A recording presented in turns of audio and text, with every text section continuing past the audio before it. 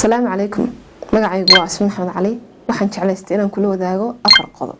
inta aan sanadka cusub la gaarin waxa laga yaabaa inaad fiidiyowgan daawanayso markuu sanadka cusub bilaabo oo qorshayaashaadina wada degsatay laakiin waxaan kula wadaagayaa afar qodob oo muhiim tahay inuu qof waliba sanadka cusub yeesho hadii xataa aad qodob hore u qorshaysatay sanadka cusub qorshayaashiisi ka eeg qorshayaashaada hadii aanay kugu jirin ku darso qodobka koobaad waxa weeyaan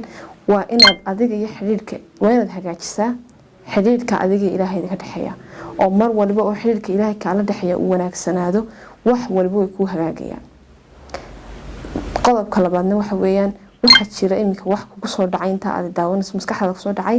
inaad qabato hadda qabo hadii aanad hadda qabanin lagama yaabo inaad mar dambe qabato qodobka saddexaadna waxa weeyaan sanadkan cusub ee 2024 wax cusub waa inaad barataa xirfad luqad cusub waxay doontaba ahaatee waa inaad shay cusub barataa qodobka afraad ee ku soo gabagabeynayana waxa weeyaan waa inaad caado wax akhris yeelataa 15 daqiiqana allaha ka yeele waa inaad wax akhridaa maalinkaaga dad badan baa jiro imka oranaya luqadan wax ku akhrina ma garanayno laakiin waxa jira bugaag badan oo micno leh oo maskaxdaada wax ku kordhinaya oo lagu qoray luqadda Soomaaliga dabcan qof aan luqadda Soomaaliga garanaynin way yar tahay hadii ay jiraan ma sheegin